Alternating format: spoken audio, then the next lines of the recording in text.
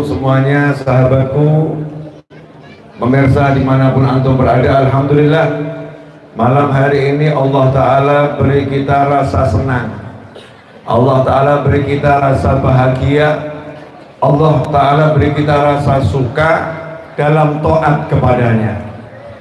Ada orang-orang yang senangnya itu bukan pada ketaatan, tapi kita dikasih kesenangan pada ketaatan.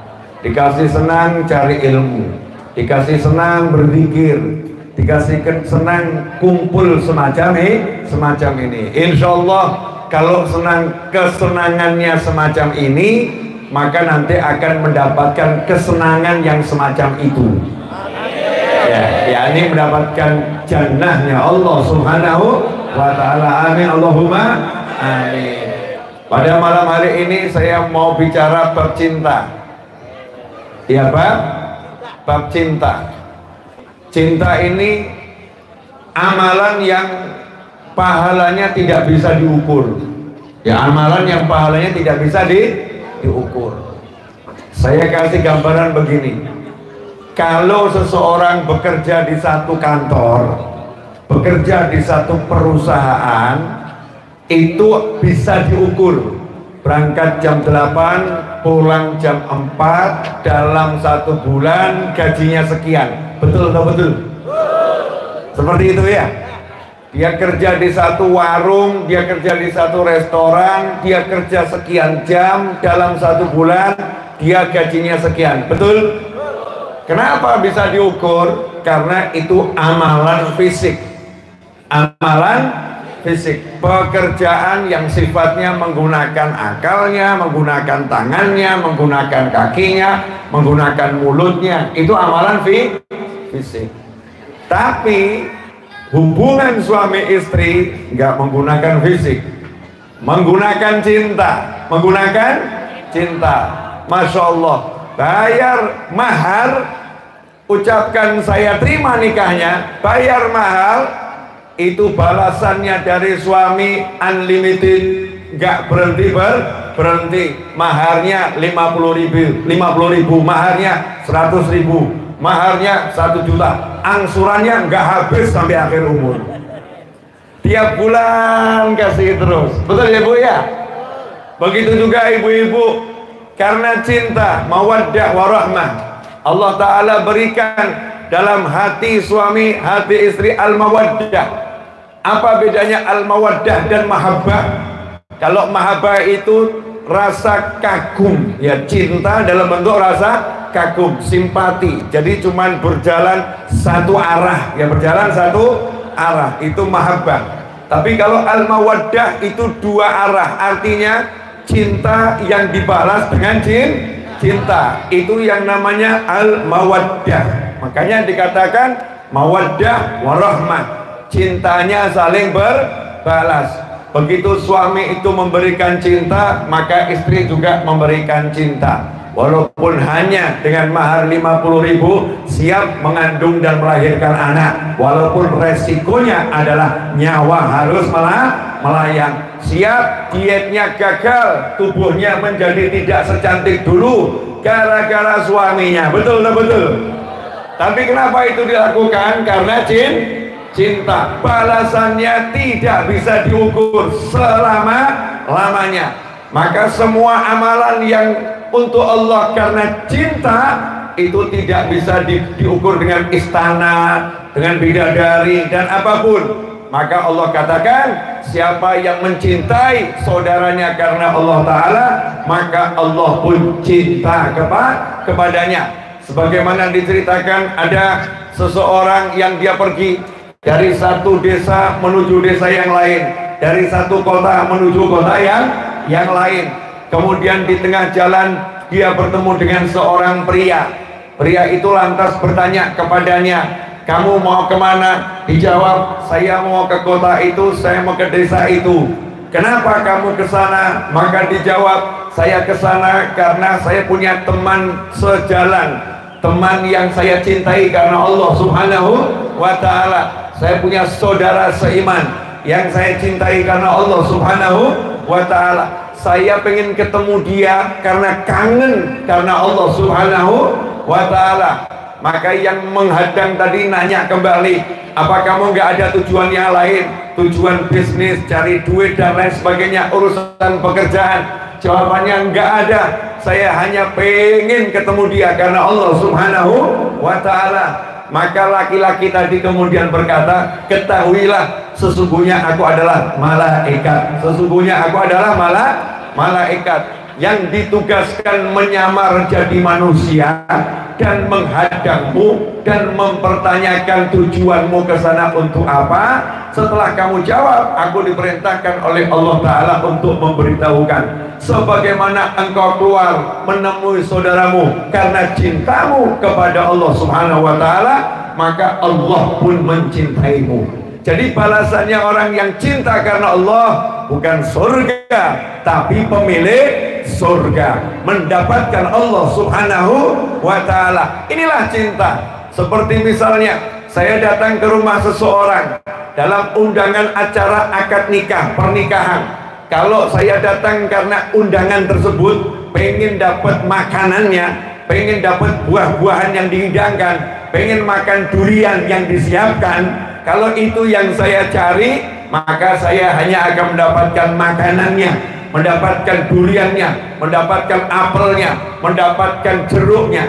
Tetapi saya datang bukan karena apa yang dihidangkan, tapi siapa yang menghidangkan. Begitu sampai tempat acara akad nikah selesai, segera saya cari mana tuan rumahnya, mana yang mengundang saya. Kemudian saya sapa, alhamdulillah acaranya berjalan lancar. Saya datang ke sini mau cari antum. Apa kata tuan rumahnya? Apa kata tuan rumahnya? Sudah makan belum?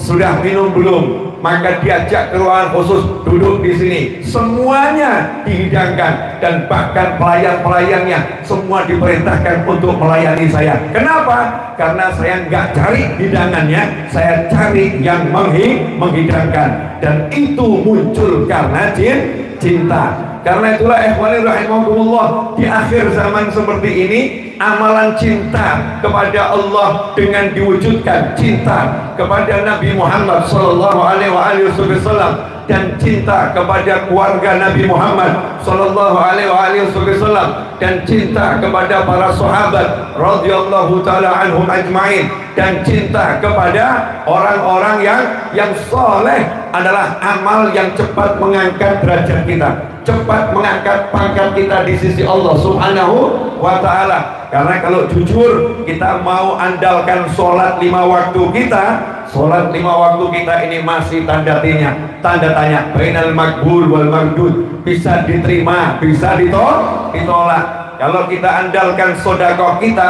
udah sedekah kita nggak jelas. Kadang-kadang Jumatan itu udah jelas ada kotak amal, yang masuk kotak amal belum pernah uang yang bentuknya itu baru, tapi uang yang lusuh.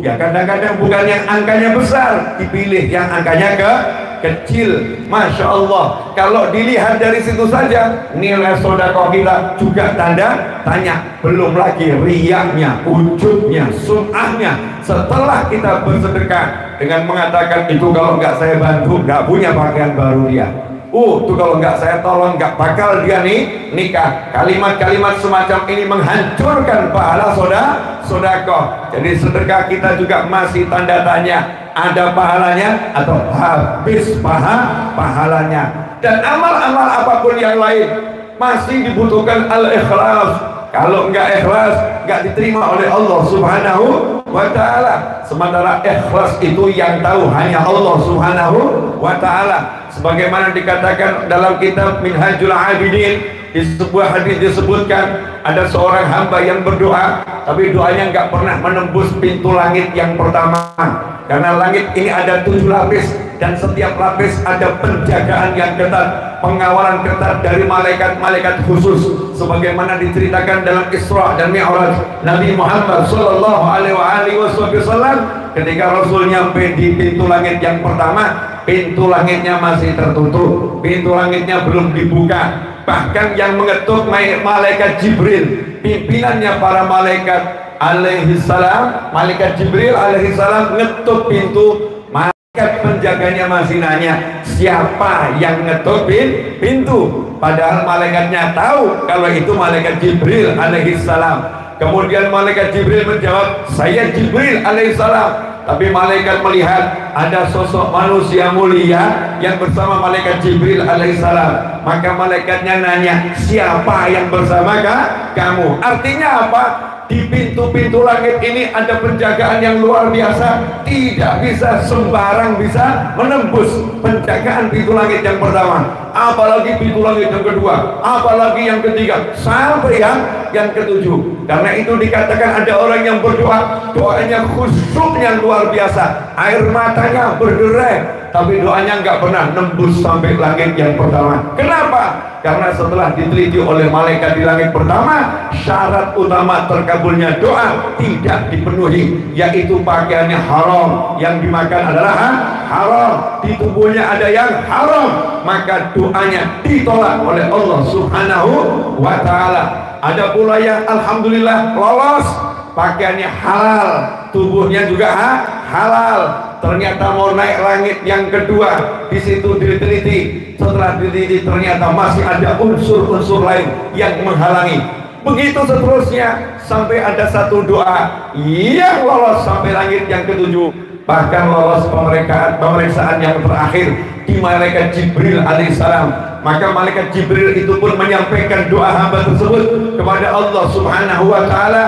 Maka Allah mengatakan, ya Jibril, aku tolak doa tersebut karena orang yang berdoa itu hatinya tidak ikhlas, dan itu hanya diketahui oleh Allah Subhanahu wa ta'ala. Makanya jangan pernah sombong dengan sholat kita, meskipun kita wajib sholat sebanyak mungkin, sebaik mungkin, sholat sebaik mungkin, sunnahnya sebanyak mungkin, puasa sebagus mungkin, sunnahnya sebanyak mungkin, zakat dikeluarkan dengan benar, sedekahnya sebanyak mungkin. Tapi jangan pernah merasa sudah pasti masuk surga dengan semua itu. Jangan pernah merasa lebih hebat dari orang lain dengan semua itu. Kenapa? Karena surga itu yang masuk surga karena rahmatnya Allah Subhanahu wa ta'ala. Kalau disayang sama Allah, diterima oleh Allah Subhanahu wa ta'ala, baru diizinkan masuk surga, dan itu yang tahu hanya Allah Subhanahu wa ta'ala. Tapi ada satu jalan, setelah kita semua beramal soleh,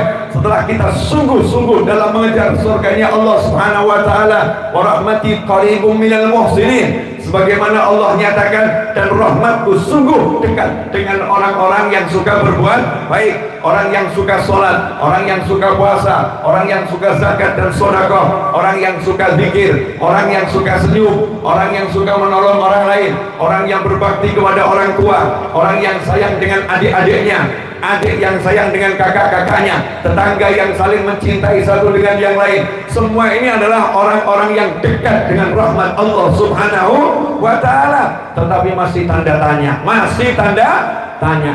Gimana caranya kita hapus tanda tanya tersebut? Ambil nafas dulu. Betul ya? Gimana caranya kita menghapus tanda tanya tersebut? Jawabannya adalah apa yang dilakukan oleh seorang sahabat. Suatu hari Nabi Muhammad sallallahu alaihi wasallam lagi duduk bersama sahabat radhiyallahu taala anhum ajma'in. Shallu 'alan nabi. Allahumma shalli alaihi. Shallu 'alan nabi. Allahumma shalli alaihi. Rasulullah SAW lagi duduk bersama para sahabat, menyampaikan yang harus disampaikan, memberikan nasihat dan wejangan. Tiba-tiba dari belakang ada seorang datang tergopoh-gopoh, bukan warga setempat, orang baru dari luar kota. Jadi nggak paham yang namanya adab, nggak paham yang namanya sopan santun orang yang cari ilmu. Maka dengan suara lantang bertanya, mata sa'ah, kapan kiamat, kapan kiamat? Saat itulah Nabi Muhammad sallallahu alaihi wasallam tidak menjawab pertanyaannya. Kenapa? Karena adabnya orang yang cari ilmu, dengarkan sampai selesai, baru nanti kalau diizinkan bertanya, dia bertanya.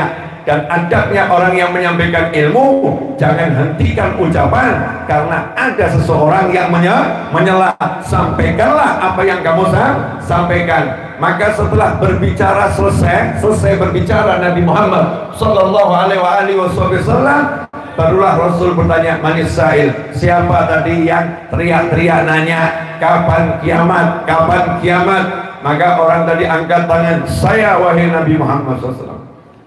Saya mau nanya ya, kalau ada orang teriak-teriak seperti itu berarti udah pengen cepet kiamat atau nggak usah kiamat? Kapan ini acaranya? Berarti pengen segera. Nah, kenapa dia pengen segera? Dalam tafsir sufi, ini versinya ahli ma'rifah. Karena orang dusun tadi hatinya udah cinta sama Allah Ta'ala, hatinya cinta dengan Nabi Muhammad SAW. Dia nggak pengen lama-lama ketemu Allah Ta'ala, pengen segera bisa ketemu Allah Subhanahu wa Ta'ala. Sementara dia paham untuk ketemu Allah itu prosesnya panjang, ada yang namanya kematian, setelah itu alam barzah. Nah, kalau kiamat belum tiba, alam barzah belum selesai.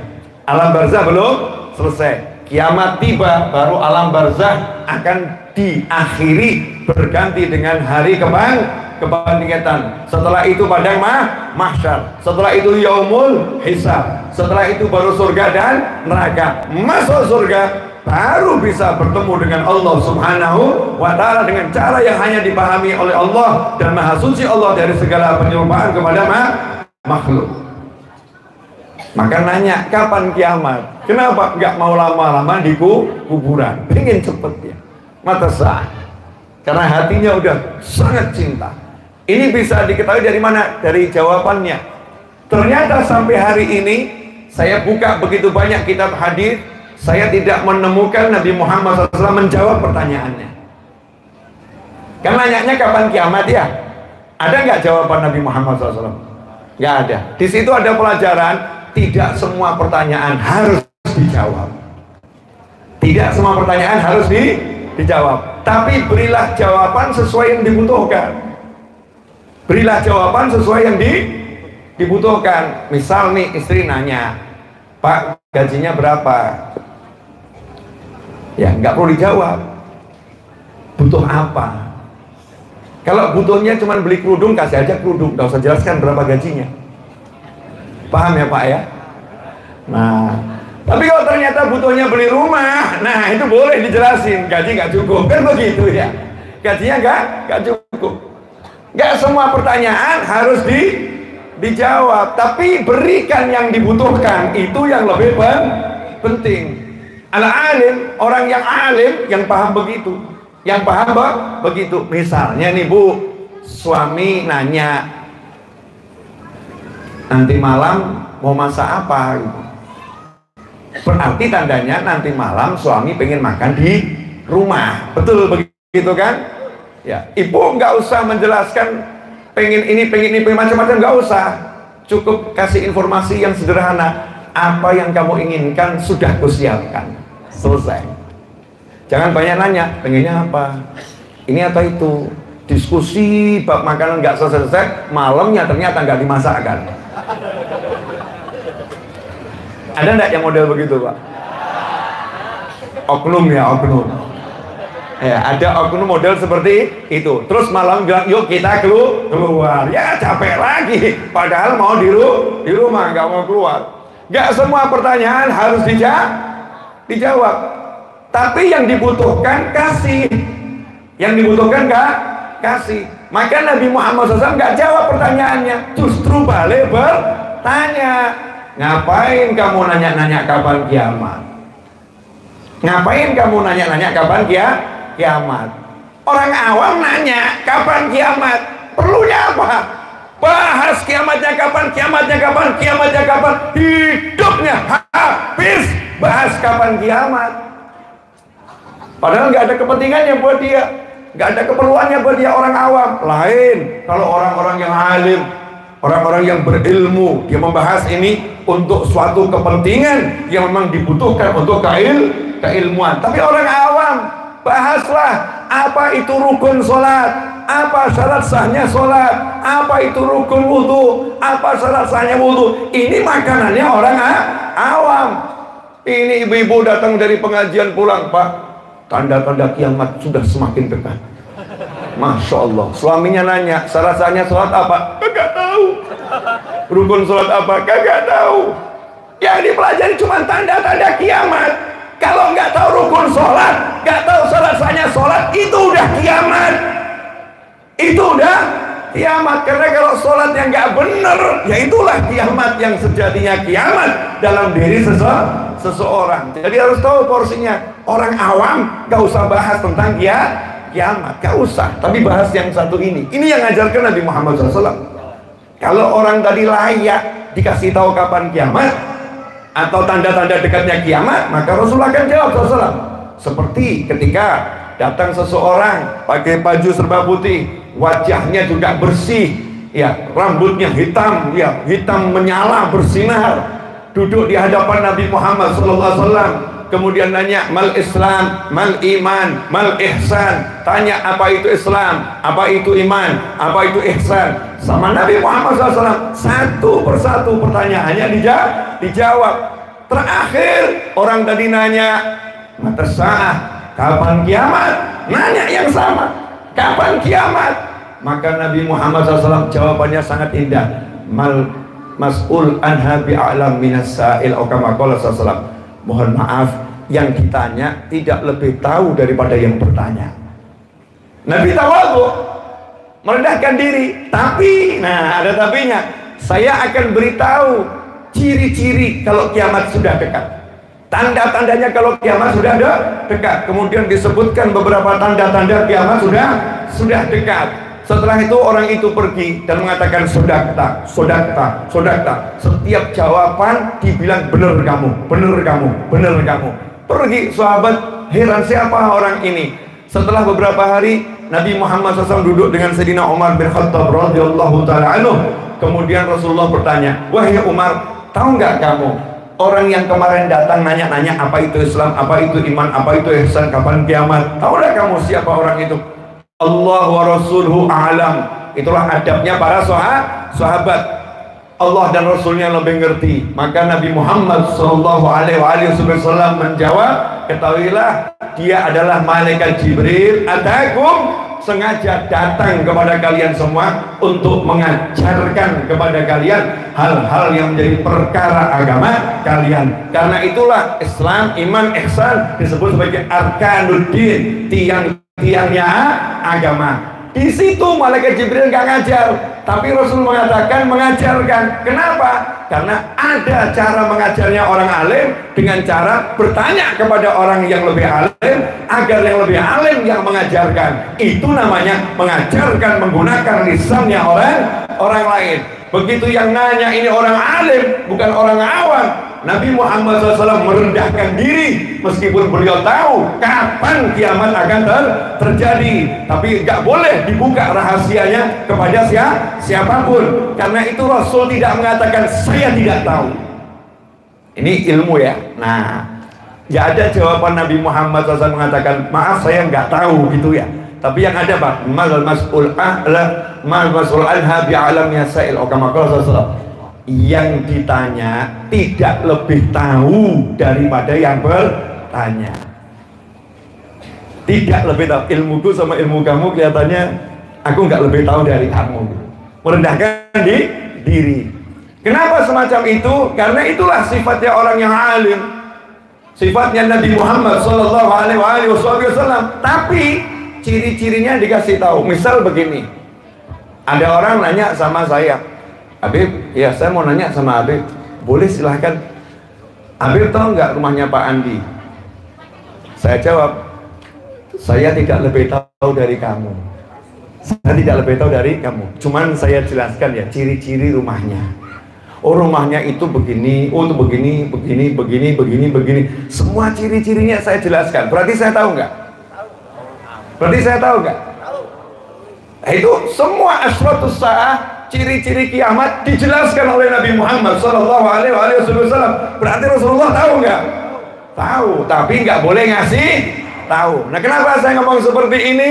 Ternyata kalau malaikat Jibril yang nanya, orang alim yang nanya, Nabi Muhammad SAW menjelaskan. Tapi yang bertanya orang awam dari dusun, kurang paham agama, maka Rasul tidak menjelaskan ciri-ciri kiamat. Yang dijelaskan justru ini, ma'adadallaha. Kamu nanya kiamat, emangnya udah punya persiapan apa untuk menghadapi kiamat? Jadi orang model seperti kamu nggak usah bahas kiamatnya kapan, yang penting siap, gitu aja. Kalau kiamat datang sekarang siap, datang besok siap, datang kapanpun siap. Inilah makom kita orang awam. Jangan sibuk bahas tanda-tanda kiamat. Sibukkan dirimu mempersiapkan kalau kiamat datang kamu siap. Perbaiki sholat, perbaiki puasa, perbaiki birrul walidain, perbaiki hubungan dengan tetangga, perbaiki hubungan dengan anak, perbaiki hubungan dengan sesama manusia. Jujurlah dalam bekerja, tinggalkan yang haram, ambil yang halal. Itulah porsi kita orang awam. Gak usah mikir kiamat kapan, gak usah mikir. Kalau waktunya datang. Kalau udah waktunya datang pasti akan datang. Ma'adadalah. Kamu punya persiapan apa menghadapi kiamat? Jawabannya mengagetkan. Nanya kapan kiamat, tapi setelah ditanya jawabannya seperti ini, jujur sekali. Maaf ya Rasulullah SAW, saya nggak punya sholat sunnah banyak. Sholat saya cuma yang wajib-wajib saja. Saya nggak punya puasa sunnah banyak. Puasa saya yang wajib-wajib saja. Tapi saya punya sesuatu. Apa? Aku cinta Allah dan Rasulnya. Aku cinta Allah dan Rasulnya Sallallahu Alaihi Wasallam. Kalimat ini kira-kira bertentangan atau enggak ini? Bertolak belakang ya. Kalau cinta Allah, cinta Rasul SAW, seharusnya sholat sunnahnya banyak enggak? Banyak. Puasa sunnahnya banyak enggak? Banyak. Tetapi ini di hadapan Nabi Muhammad SAW terang-terangan mengatakan, aku enggak punya sholat sunnah banyak, aku enggak punya puasa sunnah banyak, aku hanya punya sholat yang wajib, hanya puasa yang wajib Ramadan. Yang lain aku gak punya, tapi aku punya hati yang cinta Allah dan Rasulnya Muhammad Sallallahu Alaihi Wasallam. Berdasarkan hadis ini, maka ulama mengatakan, ya, amaliyah lahiriah ini bukan syarat untuk adanya cinta dalam hati. Amaliyah lahiriah bukan syarat untuk cinta dalam hati. Contoh, Bu, ibu cinta sama suami, cinta ya Bu? Kalau ibu pengennya masak bistik, Bu, pengennya masak bistik, tapi ternyata belum punya dagingnya, belum punya wortelnya, punyanya itu cuma nasi putih, Bu. Apakah ibu kemudian dikatakan nggak cinta suami? Ibu akan mengatakan, Mas, aku cinta padamu meskipun yang kusuguhkan hanya nasi garam, but I love you. Ini nasi garam penuh cinta. Betul? Bukannya ibu nggak mau buatkan bestik, bukannya ibu nggak mau masak yang macam-macam, tapi memang nggak ada, nggak ada. Yang lain, aku cinta kamu, tapi mohon maaf, cuman bisa goreng telur mata sapi. Kenapa? Memang aku nggak bisa masak, masak. Kalau aku masak, dapur bisa terbakar. Tapi kalau goreng telur aku bisa. Tanda cintaku hanya goreng telur. Apakah suaminya menolak cintanya? Tidak, karena tahu, aku ngerti nih istri sangat cinta sama aku. Memang bisanya hanya segitu. Suami ngomong sama istri, Dik, aku pengen belikan rumah seperti milik gubernur, aku pengen belikan kamu mobil seperti milik presiden, aku pengen ajak kamu keliling dunia seperti orang-orang kaya. Tapi apa daya, aku tak punya. Punya. Cinta nggak ini? Cinta. Apa gara-gara dia nggak punya uang kemudian cintanya ditolak? Apakah gara-gara dia nggak punya rumah yang mewah, nggak bisa persembahkan rumah mewah, cinta di hatinya ditolak? Enggak. Cinta itu urusan hati. Sahabat tadi jujur, saya cinta, tapi jujur saja, nafsu saya belum bisa diajak berdamai untuk banyak-banyak sholat sunnah, untuk banyak-banyak puasa sunnah. Yang penting yang wajib saya jalankan. Hati saya cinta. Apa kata Nabi Muhammad SAW? Apakah Rasul mengatakan katanya cinta kok seperti itu palsu? Apa begitu? Nah itu oknum ibu-ibu itu.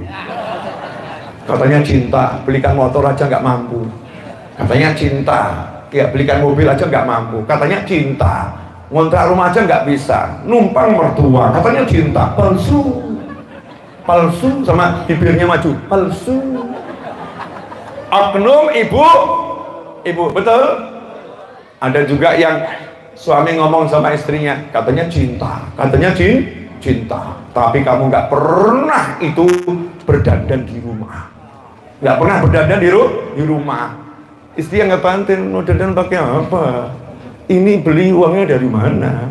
Bedak juga nggak punya. Terus suaminya ngoceh terus, katanya cinta, tapi nggak pernah masakin aku. Mau masak dari mana? Uang buat dapur juga nggak dikasih. Katanya cinta, palsu. Beda tipe ya, palsu.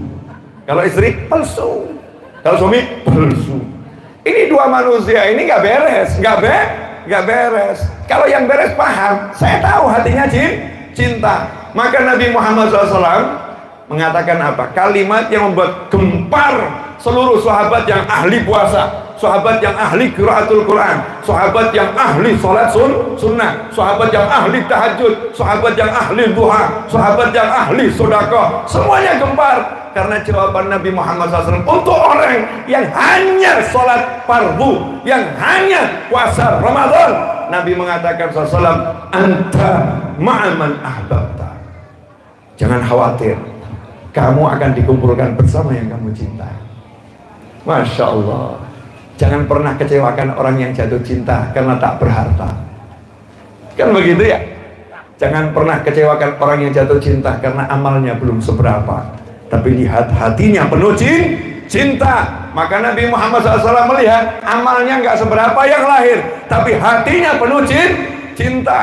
Kalau hati penuh cinta ini, dia akan melakukan apapun juga untuk kekasihnya. Ini modal yang besarnya luar biasa. Kalau udah punya cinta, meskipun nggak punya harta, istri siap mati demi melahirkan anak suami. Meskipun nggak punya harta, tapi karena cinta, suami siap menempuh jarak puluhan kilo dan nggak jelas selamat atau mati dalam perjalanan, dan kembali belum tentu dipuji. Tapi karena cinta, siap berjuang untuk rumah tangga. Cinta nggak bisa diukur. Sampai di sini jelas? Mukadimah. Belum ceramah ya Bu? Belum. Ini baru mukadimah. Mukadimah itu nggak usah panjang-panjang. Ceramahnya juga nggak usah lama-lama. Sebentar saja. Setelah itu kita pulang. Yang penting udah cinta. Udah cinta kan selesai ya. Anta ma'aman ahbabta. Mas Seto, berapa menit ini? 32 menit saya udah bicara. Kalau sepak bola 13 menit lagi babak pertama usai. Ya, udah 32 menit. 32 menit itu lama atau sebentar? Nah, coba kamu bicara di sini. 32 menit sebentar. Mohon maaf ya, panitia tadi dikasih kursi, saya nggak duduk di kursi. Kenapa? Terlampau tinggi. Nggak enak, saya nggak nyaman hati saya. Tapi di sini nih, ya nggak terlampau tinggi. Jadi pas gitu ya, pas. Saya suka yang nyaman di hati. Bukan enak dipandang oleh mata yang memandang, tapi enak di hati yang kurasakan. Aku tak peduli pandanganmu, yang kurasakan ada nikmatku sendiri. Itu aja kok repot. Kadang-kadang orang mau makan aja bingungnya luar biasa. Makan bestek bingung pakai garpu, pakai ini gak bisa-bisa, pegang tangan lep selesai. Begitu aja kok jaim. Ini sunnah Nabi Muhammad SAW. Yang penting enak dan tidak melanggar syariat, gak melanggar aturan negara. Selesai. Hidup jangan dibuat susah. Ibu-ibu mau pergi kondangan bingung pakaiannya warnanya apa, pakai rukuh Bu, pakai mukena, selesai. Itu aja kok repot. Nanti ada orang menghina, kamu kondangan kok pakai mukena? Jawab saja, menghadap Allah saja saya pakai ini, ngapain ngadap manusia kamu anggap tercela? Ding ding ding ding ding ding. Pakaian yang terbaik itu pakaian apa? Untuk sholat. Jadi kalau pakaianmu ke kondangan lebih hebat dari pakaianmu untuk sholat, Masya Allah, tanda tanya.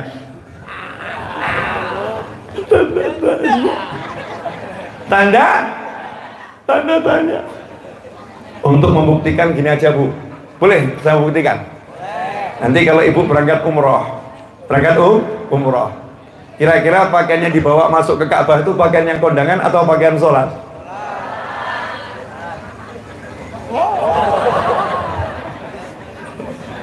Makanya hidup nggak usah dibuat repot, nggak usah. Bu, yang penting cinta. Nah, cinta pada Nabi Muhammad Sallallahu Alaihi Wasallam itu mengangkat seseorang yang budak jadi majikan, jadi tuan, yang rendah jadi tinggi, mulia. Kalau cinta pada Nabi Muhammad Sallallahu Alaihi Wasallam, cinta sahabat, cinta keluarga Nabi, cinta para tabi'in, cinta para ulama, cinta aulia, cinta orang-orang yang soleh, pangkat kita langsung naik. Saya ada satu cerita, yang cerita ini udah sering saya sampaikan, tapi yang nggak apa-apa, mudah-mudahan ada yang belum dengar. Kalau sudah dengar, mudah-mudahan ingat lagi, mungkin lupa. Habib Ali, ya Habib Ali bin Husain Al-Attas Bungur rahimahullah, ulama masa lampau. Telegram muridnya Habib Thohir Al-Hamid di Surabaya. Cerita ini saya dapatkan langsung dari almarhum Habib Thohir Al-Hamid. Jadi bukan dari kitab, tapi dari pelaku langsung. Ya, dari pelaku langsung. Dapat telegram dari gurunya. Kata gurunya, kata Habib Ali, ini Habib Thohir dapat ya dari Habib Ali. Kata gurunya, kamu berangkat sekarang juga ke Jakarta untuk ikut ziarah ke makam Sunan Gunung Jati, karena insya Allah ziarah tersebut akan dihadiri Nabi Muhammad SAW. Kata gurunya, ya kata gurunya. Ini yang ngomong wali, wali. Mungkin ada yang nanya, masa bisa sih dihadiri Nabi Muhammad SAW? Nah, ini jawabannya panjang dan lebar. Intinya kalau nggak percaya, nggak apa-apa. Ya, tapi jangan salahkan orang yang percaya. Kalau yang percaya itu berdasarkan dalil akli dan nakli. Ya, akli dan nakli. Kalau untuk syuhada saja dikatakan hidup. Di Al-Quran dikatakan syuhada jangan kamu kira mati. Mereka hidup dan mendapatkan rezeki, itu syuhada. Lantas bagaimana dengan Nabi dan Rasul, apalagi pimpinan Nabi dan pimpinan Rasul baginda Muhammad Sallallahu Alaihi Wasallam. Kemudian yang kedua, Isra dan Mi'raj, itu para anbiya wal mursalin bukan cuma hadir, tapi ikut sholat berjamaah bersama Nabi Muhammad SAW. Di mana? Di Masjidil Aqsa. Rohnya bisa keluar dari alam barzah menuju alam dunia, kemudian dunianya tapi di barzahnya, barzahnya di dunianya, sholat berjamaah bersama Nabi Muhammad SAW. Imannya manusia yang masih hidup, makmumnya rohnya Nabi dan Rasul, dan juga jasadnya Nabi dan Rasul. Di antaranya Nabi Isa alaihissalam yang masih hidup dengan jasadnya sampai sekarang, diangkat ke langit oleh Allah Subhanahu wa ta'ala, ikut sholat berjamaah bersama Nabi Muhammad SAW. Berarti apa? Rohnya para nabi, para rasul, dan para wali yang punya keistimewaan memang dalam waktu-waktu tertentu diizinkan untuk bergerak ke tempat-tempat tertentu yang direstui oleh Allah Subhanahu wa ta'ala. Nabi Muhammad SAW akan hadir. Ya, akan hadir. Habib Thohir disuruh berangkat bareng-bareng dari Jakarta. Jawab, guru, kalau langsung ke Jakarta nggak ngejar waktunya. Kalau ketemu langsung di Cirebon boleh nggak? Boleh. Maka berangkat ke Cirebon. Ketemu di Cirebon. Ternyata yang ziarah bersama Habib Ali ini, para pecintanya itu modelnya macam-macam. Kalau zaman sekarang ya, ada pejabat yang sholat sunnah saja nggak paham itu duha apa, ya tahajud sama qiyamul lail itu bedanya apa.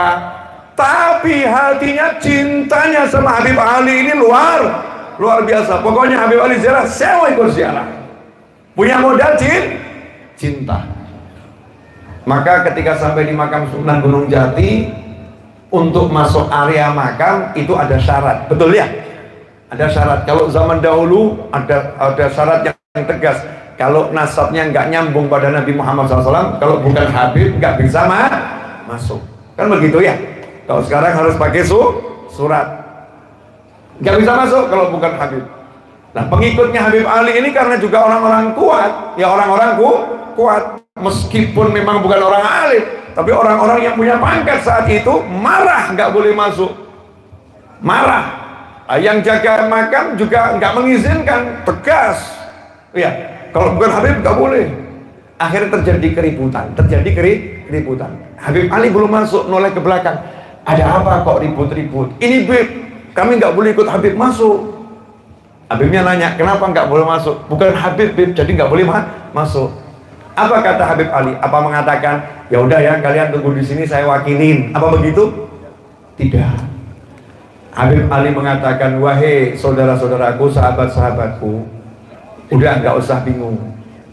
Nanti itu kalau saya diperintah Allah masuk surga, saya tidak akan langkahkan kaki saya masuk surga sebelum mengajak kalian semua.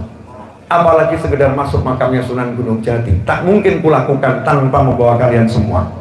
Jadi kalau kalian nggak boleh masuk, aku juga tidak akan masuk. Yuk kita tahlilnya di sini saja. Masya Allah. Modalnya cinta diperjuangkan oleh seorang wali sedemikian rupa. Modalnya cinta. Makanya dari dulu ulama tuh ngajarin umat untuk apa? Yuk cinta, yuk cinta, yuk cinta. Kita nggak diajari macam-macam, diajarinya jatuh cinta. Karena cinta ini membuat kita jadi satu gitu ya, satu tempat. Contoh misalnya, saya datang ke sini bersama Mas Seto, Mas Seto. Mas Seto mohon maaf, betul sarjana ekonomi cum laude, bener. Tapi kalau urusan ilmu agama kan beda jauh sama saya. Urusan ilmu ekonomi, ya saya beda jauh sama beliau. Urusan ilmu agama beda jauh. Dan mohon maaf, nggak dilihat orang. Kalau saya jalan direbutin. Ada yang mau gigit saya. Ya ini korban masih lukanya masih ada ini. Ya, cakaran-cakaran para pecinta ini mengerikan. Mau salaman tapi crack gitu ya. Belum lagi pipi saya yang ketempelan ludah-ludah nggak jelas. Tapi ludahnya nempel, masya Allah gitu kan. Ada yang model begitu, macam-macam cerita ini. Namanya juga pecinta. Tapi pecinta itu dimaafkan. Sama seperti ibu, ya bu ya. Anak yang ibu cintai, coba lagi ibu gendong ngompol, marah nggak sama anaknya? Nggak, oh ngompol kesian dibersihkan, nggak ada marah. Kenapa? Dicintain. Nah, ini Mas Seto. Saya mau berangkat umroh. Saya ajak masuk suatu tempat, nggak boleh masuk selain Habib. Saya katakan saya nggak masuk, kalau dia nggak masuk. Kalau dia nggak masuk, saya juga nggak masuk. Dia sama saya, selesai. Diizinkan masuk nggak? Diizinkan. Modalnya apa? Cinta. Modalnya cinta. Dan ini nyata. Cinta itu membuat seseorang mendapatkan derajat mulia walaupun amalnya nggak nyampe derajat yang seperti itu, karena ucapan Nabi Muhammad SAW, anta ma'a man ahbabta, kamu bersama yang kamu cintai. Saya mendengarkan satu ceramah begini, kita kalau menggoyangkan pohon yang di atas itu mudah atau susah? Susah ya? Susah. Caranya biar yang di atas itu bergoyang, yang kita goyangkan mananya? Bawahnya, betul. Jadi kalau bawahnya kita goyangkan, atasnya bergoyang, bener ya? Jadi kalau kita mau menyentuh Nabi Muhammad SAW mudah atau susah? Susah. Terus caranya gimana? Biar Rasulullah tersentuh, kita sentuh yang di bawah, yang nyambung pada Nabi Muhammad SAW.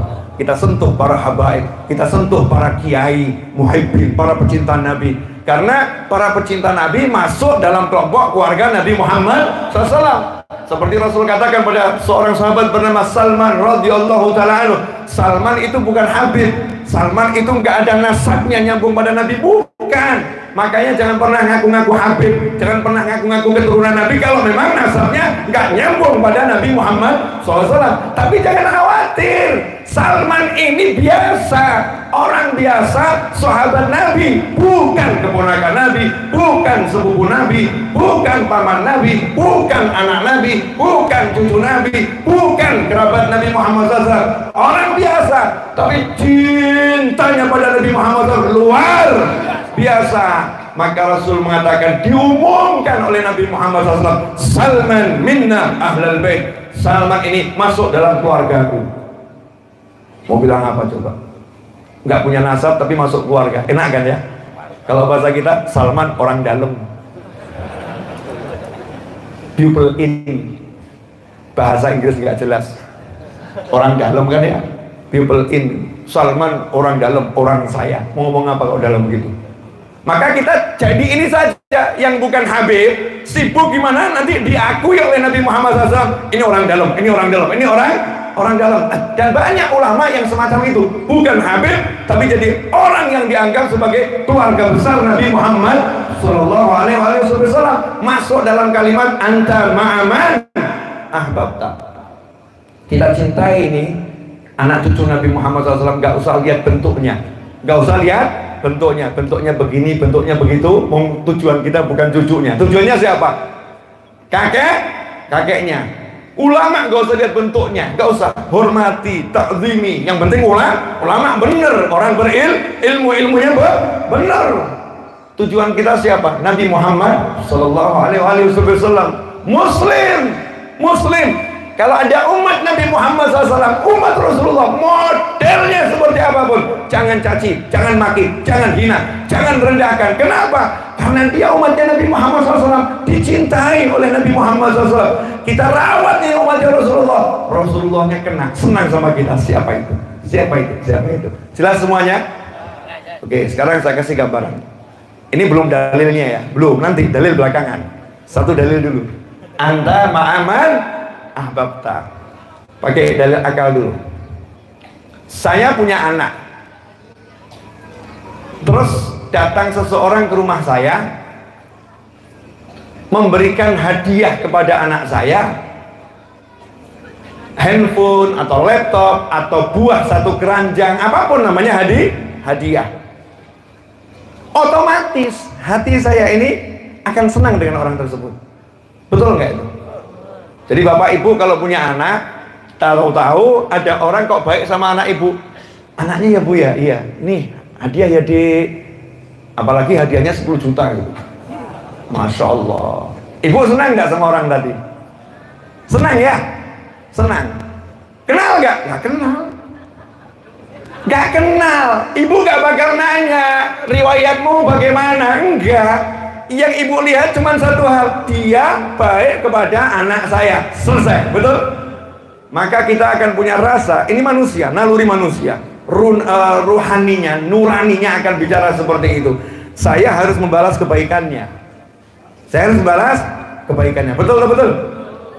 Ini baru ibu atau bapak ketika anak kita disayang oleh seseorang, kita pun hati tergerak untuk menyayanginya. Benar begitu? Sementara cinta sayang kita ini kecil. Lantas bagaimana kalau itu hatinya Nabi Muhammad SAW? Wa ma arsalnaka illa rahmatan lil alamin. Tidak kami utus engkau kecuali rahmat bagi jagat raya. Cinta yang terbesar itu ada dalam hati Nabi Muhammad SAW. Rasa kasih sayang yang paling besar dari seluruh makhluk Allah ada dalam hati Nabi Muhammad Sallallahu Alaihi Wasallam. Lah kalau baru sayangnya ibu, sayangnya bapak, sayang saya, sayang kita selaku orang tua, ketika ada orang menyayang anak kita, otomatis kita sayang. Lantas bagaimana kalau ada orang yang menyayang anak cucu Nabi Muhammad SAW? Kira-kira kakeknya sayang nggak? Sayang. Makanya jalan paling mudah itu adalah mencintai keluarga Nabi Muhammad SAW. Termasuk juga mencintai para ulamanya Nabi Muhammad SAW. Termasuk juga mencintai umatnya Nabi Muhammad Sallallahu Alaihi Wasallam. Kalau kita pakai cara cinta ini untuk mendekat kepada Allah Ta'ala, maka cepat, sampainya cepat, nggak lambat, akan cepat sampai. Karena itulah kita diajarin untuk buat maulid, entah simpudurat, entah barzanji, entah dibah, entah burda, entah syaraful anam, entah maulid ulbiyaul lami, dan lain sebagainya. Untuk apa? Untuk memunculkan rasa cinta pada Nabi Muhammad Sallallahu Alaihi Wasallam. Kalau kita cinta Nabi, selesai. Alhamdulillah, udah 45 menit saya bicara. Betul Mas Eto? Belum selesai ceramahnya Bu, bentar.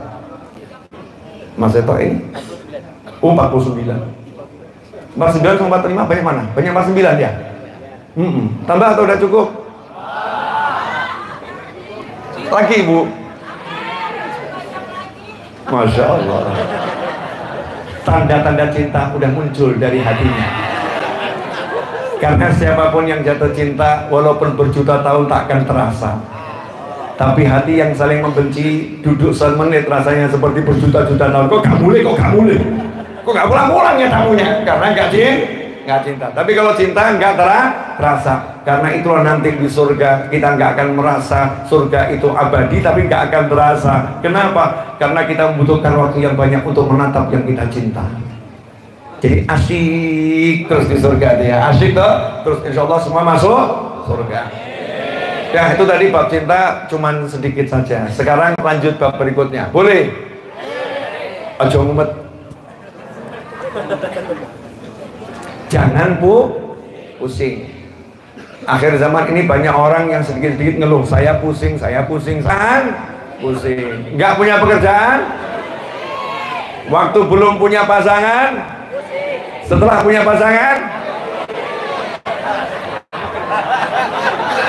waktu belum punya anak, setelah punya anak. Masya Allah. Ini fakta atau bukan? Fakta ya. Kecuali satu kelompok manusia. Punya anak gak pusing, gak punya anak gak pusing, punya pasangan gak pusing, punya pasangan gak pusing, punya duit gak pusing. Betul? Gak punya duit gak pusing. Siapa itu? Orang gila. Betul? Orang gila itu gak pusing ya? Bahagia saja, betul? Walaupun lagi ada orang berduka, nangis, meninggal saudaranya, orang gila tetap bahagia. Kenapa orang gila bisa bahagia? Karena orang gila ingat punya Tuhan, punya Allah Subhanahu wa Ta'ala. Orang gila itu akalnya diambil sama Allah, akalnya dibuat gak berfungsi, tapi dibuat percaya dia punya Allah Subhanahu wa Ta'ala. Makanya gak pernah orang gila mau nyebrang itu mikir ketabrak atau tidak. Gak ada. Nyebrang jalan tuh nyebrang aja kan. Selamat. Coba Anda mikir, masuk berita besok. Nauzubillah min dzalik. Orang gila makan itu dari tempat sampah, kenyang, perutnya nggak masalah. Kita makan dari dapur, dimasak bagus, kolesterol nambah. Betul ya? Benar atau benar nih? Kenapa? Karena orang gila nggak pernah mikir, tapi zakir, ingat sama Allah Subhanahu wa Ta'ala. Sementara kita kebanyakan mikir, lupa sama Allah Subhanahu wa Ta'ala. Ala bidzikrillahi tatmainnul qulub. Ketahuilah, yang ngomong ketahuilah siapa? Siapa yang ngomong? Yang bilang sama kita wanti-wanti, ala, yang ngomong itu siapa? Yang ngomong siapa? Ini ayat Al-Quran. Yang ngomong siapa? Allah. Siapa Allah? Dibilang yang ngomong Allah, cuma gitu, kata Allah. Gak masuk. Gak nyambung di kepala, gak nyambung di hati, gak nyambung. Kata Allah, wahyunya Allah. Oh, itu ayat Al-Quran. Coba kalau ada satu peraturan yang ngomong kepala direktur langsung, satu jajaran takut semua. Yang ngomong ini Bapak Direktur nih, nggak main-main. Betul ya? Ini yang menciptakan semua ini siapa? Yuk kita berpikir, ingat Allah dikit boleh ya? Gak usah banyak-banyak. Siapa yang nanam pohon ini? Yang nanam. Siapa yang nanam nih pohon-pohon ini? Iya, ada manusianya, betul ya? Pertanyaan saya, apakah disirami secara rutin? Apakah dikontrol kira-kira daunnya ini rontok berapa? Enggak ya. Cuman ditaruh, ditanam, ditinggal, betul? Dia besar dengan sendirinya, betul? Yang paling membuat saya kagum, pohon ini bisa mengukur berapa besar akar yang dia harus buat agar tubuhnya yang tinggi tidak jatuh. Dan dia dinamis, nggak statis. Wah, bahasanya agak keren, Habib, dinamis, statis. Paham nggak? Paham nggak? Mungkin kalau nggak level nggak paham loh ya.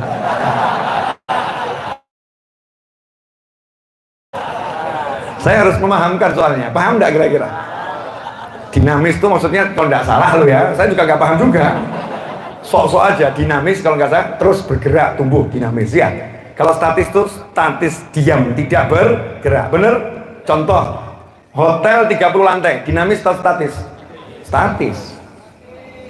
Ngukurnya mudah, betul kan ya? Kalau ketinggiannya sekian, bebannya sekian, maka cakar ayamnya sekian. Ngukurnya mudah, bener? Tapi kalau ini dinamis, coba kalau disuruh buat bangunan yang dinamis, ini bangunannya setiap bulan akan ditambah 1 lantai, setiap bulan ditambah 1 lantai, terus ditambah terus. Yang buat cakar ayam pusing nggak? Pusing nggak yang buat cakar ayam? Pusing.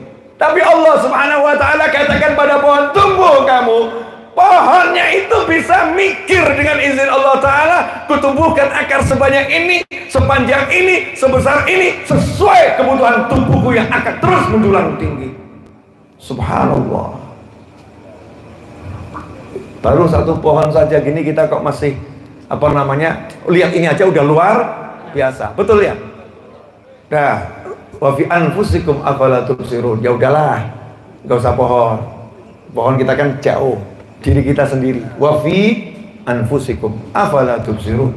Di diri kalian apa kalian nggak lihat? Saya mau nanya, boleh? Waktu tidur, telinganya disumpal nggak? Hidungnya disumpal nggak? Kenapa kalau jenazah pakai disumpal-sumpal gitu? Nggak ada nafasnya gitu. Kenapa kalau jenazah mesti dikasih bawahnya pakai air itu ya? Kalau ditaruh di depan lantai itu di apa namanya tempat naruh jenazahnya itu dikasih apa? Air atau ada kapur semut dan lain sebagainya. Biar apa? Biar nggak ada semut yang naik dan masuk ke jenazah, betul? Nah, waktu hidup kenapa nggak dibuat begitu? Siapa yang menahan semut ini masuk ke telinga? Siapa yang menahan semut masuk ke hidung? Padahal rumah kita banyak semut.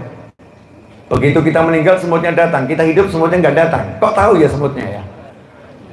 Padahal zat-zat yang untuk menahan semut masuk ke telinga masih ada, masih ada. Betul. Makan. Kita makan sesuatu. Ini kok makanan bisa tahu ya? Kamu masuk ke sini, turun ke bawah ya. Kemudian yang di sini udah mau tugas, keluarkan zatnya sekian, gasnya sekian ya. Berapa lama diproses? Pernah nggak kita merintah? Masuk tenggorokan, jangan parkir ya, turun ke bawah. Dah, jangan langsung keluar ya, tunggu dulu ya. 2 jam lagi kamu keluar. Bisa kita merintah gitu? Enggak. Siapa yang ngatur ini? Kita diam, semua diatur oleh Allah Subhanahu Wa Ta'ala. Betul? Kita pengen tangan ini bergerak ini, pengen seperti ini. Ini siapa yang menggerakkan jari ini? Allah yang memerintahkan, hei jari jemari kamu bergerak. Buktinya apa? Kadang-kadang tangannya kuat dan lain sebagainya, mikirnya juga jelas. Tapi begitu dia merasa mau memerintahkan, la haula wala quwata illa billah, tidak bisa. Jadinya kena stroke. Dikasih bukti sama Allah Ta'ala. Bukan karena kamu nggak punya otak, kamu punya otak. Bukan karena kamu nggak punya pikiran, kamu punya pikiran. Ya, tapi sama Allah dirusak dikit, klik di situnya, nggak bisa ngapain. Allah semuanya. Oke, kita buka lebih besar lagi. Boleh? Ini matahari pernah nggak terlambat terbit? Pernah nggak? Pernah. Loh, pernah. Saya kasih tahu, matahari pernah terlambat terbit, tapi yang membuat terlambat adalah Allah. Gimana caranya? Suatu hari Sayyidina Ali bin Abi Thalib karramallahu wajhahu mau sholat subuh, di depannya ada orang tua lagi jalan. Sayyidina Ali radhiyallahu ta'ala anhu tidak mau mendahului orang yang lebih tua, maka beliau berjalan di belakang pelan-pelan. Sampai di masjid itu Rasulullah rukuk yang rakaat kedua. Rakaat kalau lagi rukuk. Nabi rukuknya lama SAW, nggak bangun, Pak, nggak bangun. Ya, nggak bangun. Ternyata sampai depan masjid laki itu terus. Ternyata dia bukan Muslim, seorang Yahudi. Sayyidina Ali masuk ke masjid, kemudian Rasulullah SAW baru setelah rukuk Sayyidina Ali, Allahu Akbar, dan seterusnya. Ternyata Rasul menahan rukuk karena menunggu Sayyidina Ali. Dan sholat subuhnya itu sudah hampir terbit. Matahari ditahan oleh Nabi Muhammad Sallallahu Alaihi Wasallam agar subuhnya tidak keluar dari waktu. Tapi dikembalikan lagi, Rasulullah SAW rembulan aja, rembulan terbelah gitu ya. Itu hanya untuk Nabi Muhammad SAW. Tapi setelah itu matahari bergerak, tidak pernah terlambat. Coba kalau kereta kita, bis kita, mobil kita, motor kita, walaupun GPS mengatakan jam sekian, nyampainya bisa tiba-tiba berubah waktunya. Betul? Itu GPS. Tapi kalau ini bintang dan lain sebagainya, nah bagaimana Allah Ta'ala ini mengatur semuanya? Nah kalau yang sebesar ini diatur sama Allah Ta'ala, nah kok kamu nggak percaya rezekimu diatur sama Allah Ta'ala? Masya Allah, pusing mikir rezeki, lebih baik kamu jadi orang gila. Betul ya? Makanya nggak usah gila. Ala bidzikrillah, ingat aja, oh ternyata Allah mampu ngatur jagat raya. Masa saya nggak diatur sama Allah? Saya udah diatur, cuman tahu tugas saya apa. Ala bidzikrillah, saya disuruh zikir, suruh sholat, suruh sholawat, suruh istighfar, suruh cium tangan orang tua, cium kening orang tua, pandang pasangan hidup dengan kasih sayang. Anak aja main, senangkan anak keturunan. Siapa yang lain dengan ramah? Itu yang Allah perintahkan. Hidupmu pasti beres. Makanya kalau ada orang ngaku ulama kok masih pusing urusan dunia, palsu. Ulama itu ya punya hutang, betul? Ustadz juga punya hutang. Imam masjid juga punya hutang. Tapi kalau masih ngeluh, mumet aku, palsu. Itu belum masuk kategori ulama. Saya ketemu ulama-ulama yang luar biasa. Dia punya beban hutang, punya ini, tapi hidupnya nyantainya luar biasa. Dan hidupnya selesai, kelar. Semua urusannya beres. Kadang ada orang yang hutangnya hanya 100.000, pengen bunuh diri, Masya Allah. Na'udzubillah min dzalik.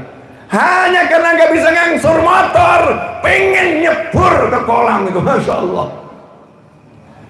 Gelap pikirannya, gelap hatinya. Kenapa? Lupa punya Allah Subhanahu wa Ta'ala. Bu, ibu, nanti kalau suami pulang dari kantor laporan dipecat, ibu jangan marah ya bu. Ibu yakin nggak rezekinya dari Allah bukan dari suami? Jadi kalau suaminya pulang nggak bawa duit, ibu harusnya ngapain?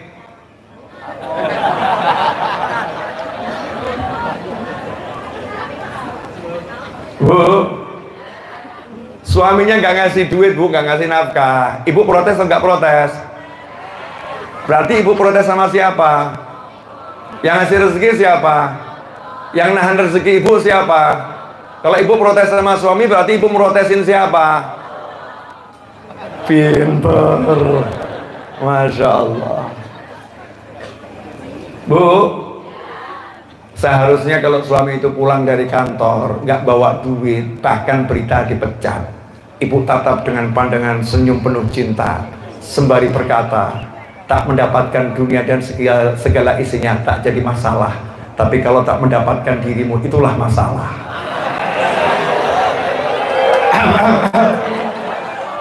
Betul ya? Betul nggak bu? Betul nggak bu? Kenyataannya begitu nggak? Jadi kenyataannya suami pulang tiap hari dianggap nggak ada artinya ya. Tapi kalau suami bawa duit dianggap berarti. Berarti yang berarti duitnya atau suaminya? Yang berarti duitnya atau suaminya? Ini ada seorang istri solihah, shotnya besar, solihah. Suaminya udah pusing, ini dipecat dari kantor, dia mikir macam-macam sampai rumah. Tampak wajahnya nggak enak, istrinya nanya, ada apa mas? Maaf dik, aku dipecat dari kantor. Alhamdulillah. Kaget suaminya. Kok kamu tambah alhamdulillah gimana? Bertahun-tahun aku ingin berdua bersamamu, jalan-jalan keliling kota, tapi tak pernah ada waktu. Kali ini Allah mengabulkan doaku agar aku bisa berjalan bersamamu. Masya Allah. Suaminya ngomong, dek, tapi aku nggak punya uang, gimana? Jangan khawatir, di daerah Cikampek dan sekitarnya pengajian Nahdlatul Ulama dan habaib dan kiai dan ajengan dan guru banyak, selalu ada makanan di sana. Tinggal kita buat daftar pengajian, insya Allah hidup kita gak perlu mikir makan, makmur wahai suamiku tercinta. Makan secuil roti bersamamu lebih indah daripada makan roti yang banyak tanpa dirimu di hadapanku. Masya Allah. Allah maksud saya. Yang model begini masih ada enggak? Allah Bu, yang model begini masih ada enggak? Ada, itu ada. Ada ya Bu ya. Oh hoax itu ngomong nggak ada hoax. Ada kan Bu? Ada. Masya Allah. Akhirnya apa? Suaminya muncul rasa percaya diri. Betul. Muncul semangat. Gak mungkin jadi males. Masya Allah, istriku seperti ini. Akan muncul semangat untuk bekerja. Itu akhirnya membuahkan kalimatnya Allah Ta'ala menjadi kenyataan. La in syakartum la azidannakum wa la in kafartum inna adzabi lasyadid. Kamu bersyukur punya suami yang setia datang kembali, maka aku akan jadikan hidupmu bahagia dunia ini sampai akhirat nanti. Ini bukan masalah amin. Ini masalah kalau syukur pasti ditambah. Ini suami udah pulang, nggak bersyukur, tambah disyukurin. Kelihatannya berangkat pagi, pulang malam, tapi nggak pernah bawa hasil. Ya Allah, itu neraka udah manggil-manggil. Wedok mati yo, wedok mati yo, wedok mati yo. Itu kubur sudah manggil, kapan kamu mati? Kapan kamu mati? Kapan kamu mati? Kuburan sudah memanggil. Kenapa? Aku siap menghimpit kamu. Mereka mengatakan aku siap melalap kamu. Suaminya sabar. Maafkan aku. Bukan masalah maaf. Jadi laki-laki. Masya Allah. Oknum yang semacam ini ada di dunia ini. Jangan ngomong banyak, gak ada faktanya kok. Anggap saja ada oknum yang semacam ini. Ya Bu ya? Ada nggak Bu? Bu di sinetron tuh kan ada kan ya? Di sinetron namanya juga sinetron ya. Kalau hidup nyata insya Allah tidak ada. Insya Allah nggak ada. Walaupun. Ini kalau istrinya sholihah, namanya syukur sama Allah Subhanahu wa Ta'ala. Nanti Allah kasihkan kebahagiaan. Karena bahagia itu bukan masalah materi. Nabi Muhammad SAW, Fatimah Zahra radhiyallahu ta'ala, Sayyidah Khadijatul Kubra, Sayyidah Khadijah, nenek saya kaya raya sampai miskin sejadi-jadinya, 3 bulan makan rumputan sampai akhirnya meninggal karena sakit. Sayyidah Khadijatul Kubra, tapi dapat salam dari Allah Ta'ala, hidupnya bahagia. Kenapa? Aku bersama kekasihku Nabi Muhammad SAW. Tak jadi masalah apapun penderitaan menurut mata manusia, tapi aku merasakan bahagia. Bu, masih ingat waktu muda? Pengakuan kalau udah tua. Ngaku Pak kalau sudah tua Pak. Itu jebakan Batman itu. Terjebak. Jadi ibu sudah tua sekarang. Loh, udah ngaku.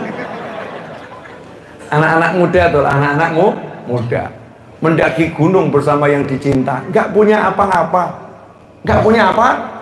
berangkat ya, walaupun cuman bawa mie godok ya, berangkat, bahagianya luar biasa. Lah antum ini bukan punya mie godok, nasi ada, minyak ada, tempe ada, tahu ada, macam-macam ada, rumah bernaung meskipun kontrak ada, numpang mertua ada, gitu kok nggak bisa bahagia? Manusiakah dirimu?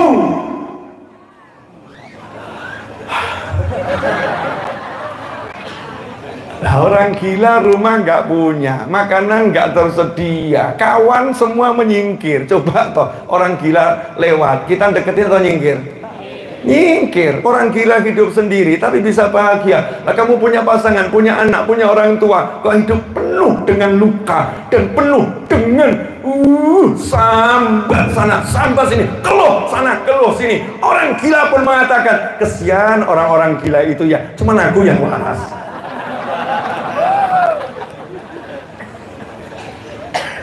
Paham enggak? Jelas ya? Udah, jangan pusing, jangan pusing. Usahalah, yang ngasih hanya Allah Subhanahu wa ta'ala. Zikir, bekti sama orang tua. Sayang sekarang ini banyak anak yang lupa sama orang tuanya. Cium tangannya nggak pernah, cium keningnya nggak pernah. Iya, nggak pernah. Itu ada yang ditanya, pernah cium kening orang tuamu? Kenapa? Sungkan, nggak enak. Tapi kalau cium istrinya, Masya Allah, cium istrinya luar biasa. Istri baru ketemu berapa puluh tahun yang lalu, berapa belasan tahun yang lalu, berapa bulan yang lalu, diciumin tiap hari. Bapak ibunya nggak pernah. Ini anak model apa ini? Hadir orangnya? Hadir. Hadir. Oh, cium orang tua kok susah, tuh saya heran ya. Kenapa tuh cium ibunya keningnya kok susah? Kenapa? Ada apa? Ada setan. Karena setan paham, ini kalau sampai anak cium kening orang tuanya, langsung Allah berkata, nak, aku ridho sama kamu. Amal kita nggak dilihat sama Allah, langsung dapat predikat, Allah ridho sama kamu. Selesai. Yo setan yo marah tuh ya, enak bener modal cium kening dapat ridho Allah Ta'ala. Jangan sampai. Makanya dibuat, jangan cium keningnya, jangan cium keningnya. Udah, cukup salaman aja, salaman. Salaman udah gini aja, udah nggak usah cium. Udah hari ini nggak usah salaman. Setan bisikin macam-macam. Apalagi ibu mertua, dia bukan ibumu, dia mertuamu. Apalagi dia agak judes, agak nyebelin, bla bla bla bla bla. Mantu-mantu kurang ajar. Ini laki-laki yang jadi menantu ini perlu diingatkan ya, lelaki ya, mantu lelaki perlu saya ingatkan. Para lelaki yang jadi menantu, kamu tak pernah mengandung istrimu, kamu nggak pernah diompolin istrimu, kamu nggak pernah diberakin istrimu, kamu nggak pernah diilerin istrimu, kamu nggak pernah gendong istrimu 1 hari 12 jam, nggak pernah.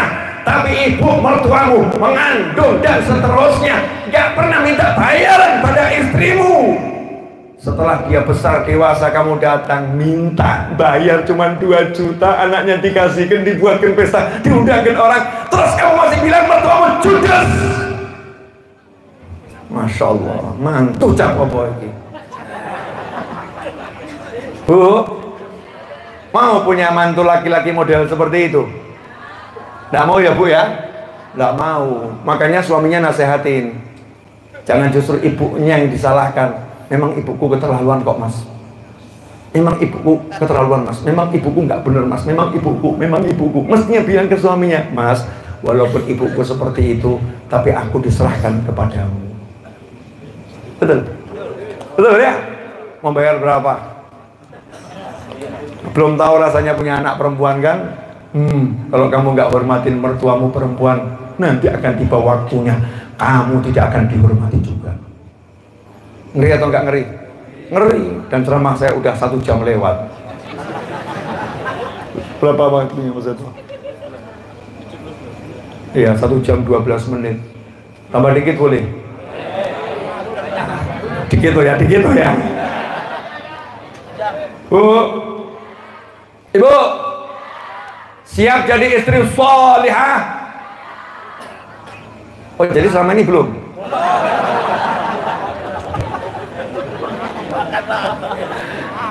Siap ya bu? Ya. Ciri-ciri istri yang sholihah: 1, menerima pemberian suami dengan senang hati, kasih berapapun ucap alhamdulillah. tapi ngasihnya dikit. Gini loh, gini. Biasakan melihat yang ngasih itu Allah. Ya, nanti kita akan bersyukur luar biasa. Contoh, kita nih ya, ini apa ini? Susu ya. Contoh saja. Bismillahirrahmanirrahim. Bukan susu ini. Ini milk. Bukan susu. Kalau susu itu kan perahan dari sapi atau kambing. Ini kan dari kaleng. Kan rasanya rasa beda juga. Enggak. Pokoknya rasanya seperti ini, namanya milk. Betul ya? Kalau saya kecil milk.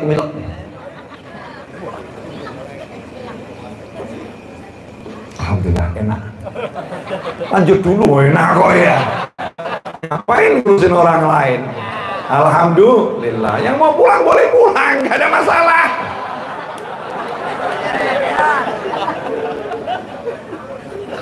Gini loh. Ini ilmu ya. Orang gila ngomong sendiri aja bangga kok. Nah, kok kita ngomong nggak didengar orang kok nggak bangga tuh aneh tuh ya. Kan yang penting didengar sama Allah. Ngapain ngomong minta didengar sama manusia? Makanya omonganmu nggak pernah didengarkan. Begitu. Alhamdulillah. Alhamdulillah. Bangsat. Hadiah. Mau nggak? Terima kasih. Alhamdulillah. Terima kasih. Temennya kasih. Ya. Iya. Sisakan dikit buat saya ya. Dikit. Minum yang banyak, nanti sisakan sedikit buat saya. Kasih temennya lagi. Berkah betul. Udah berapa? 1, 2, 3, 4, 5. Nah, yang depan nih. Sabar. Ini ilmu. Ya. Sisakan loh. Jangan dihabisin. Enak itu. Masya Allah. Ya, ajib ya, gak habis-habis ya. Masya Allah. Ya. Pokoknya sisakan dikit. Ingat, sisakan dikit ya. Dikit aja sisakan dikit. Ya, sisakan dikit. Jangan dihabiskan. Oh. Ajib, Masya Allah. Sisakan dikit. Ingat, pokoknya harus ada sisanya. Oke. Bismillahirrahmanirrahim. Janji.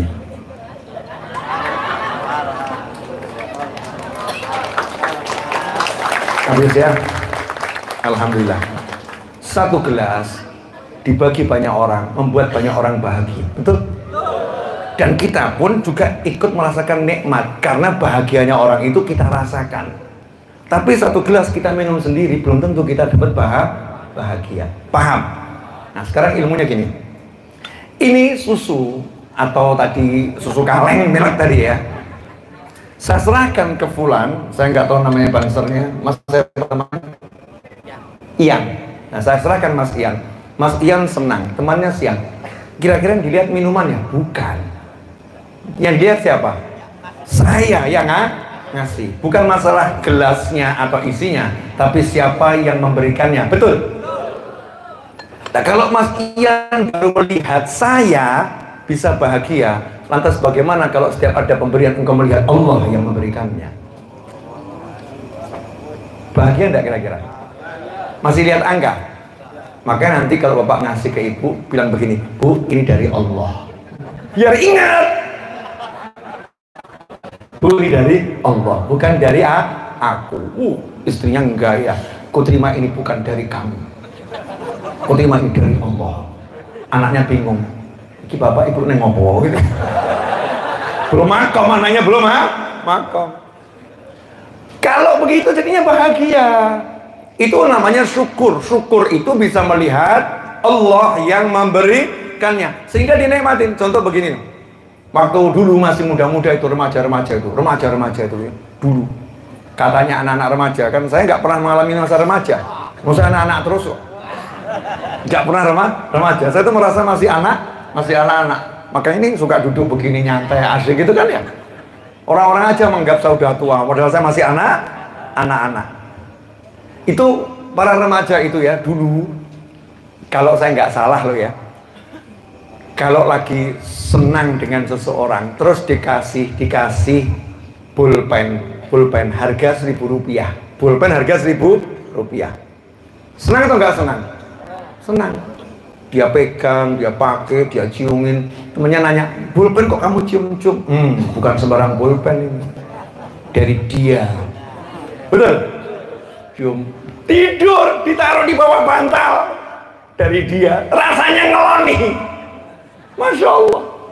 Baru lihat dikasih seseorang pulpen harga Rp1.000, hatinya itu bisa melihat ini pemberian yang luar biasa. Lah kita dikasih suami, dikasih istri, dikasih anak, dikasih orang tua, dikasih rumah untuk tinggal, dikasih udara, dikasih macam-macam.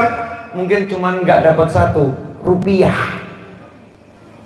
mungkin nggak dapat Rp1, mungkin dapat rupiahnya kecil. Nah kok gitu nggak bisa bahagia, hidupnya nestapa terus, susah aku. Lihat anaknya nggak ada harganya, lihat istrinya nggak ada harganya, lihat suaminya nggak ada harganya, lihat rumahnya ditinggali nggak ada harganya, lihat orang tua nggak ada harganya, lihat teman nggak ada harganya, lihat pohon nggak ada harganya, lihat langit nggak ada harganya, harganya rupiah. Ya Allah, gendeng. Ini kegilaan yang luar biasa. Inilah yang namanya hubbud dunia, cinta dunia. Ya ini banyak nggak yang kena penyakit semacam itu? Hubbud dunya ra'su kulli khati'ah. Cinta dunia itu pangkalnya semua kesalahan. Makanya akhirnya sama suaminya marah, sama istrinya marah, sama anaknya kasar, sama orang tuanya nggak menghargai, nggak hormat sama orang tuanya, sholatnya diabaikan, ibadahnya ditinggalkan, hidupnya berantakan, hanya karena mencari rupiah yang dia dapat pun nggak seberapa. Jelas semuanya? Dah. Akhiran, kalau diterus-teruskan nggak ada selesainya. Karena saya sama Anda saling mencintai. Tapi ada kalanya perbincangan harus diakhiri karena kita harus kembali ke tempat tidur. Ya, besok bicaralah lagi. Betul ibu-ibu? Iya. Satu penutup. Salah satu cara agar hati kita tentram, jiwa kita tenang, akhlak kita jadi mulia, semua jadi bagus adalah banyak sholawat pada Nabi Muhammad SAW.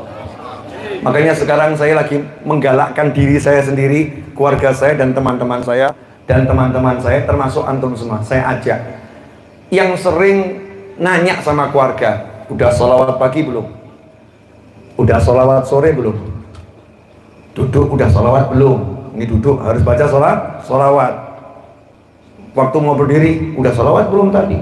Hari ini kamu sholawat berapa kali? Biasakan nanya. Kenapa ini sholawat harus kita angkat? Kenapa harus diangkat? Karena perintah Allah, innallaha wa malaikatahu yusholluna 'alan nabi ya ayyuhalladzina amanu shollu 'alaihi wa sallimu taslima. Allahumma shalli wa barik alaihi. Satu itu. Yang kedua, karena kalau kita sholawat, Allah nyolawatin kita.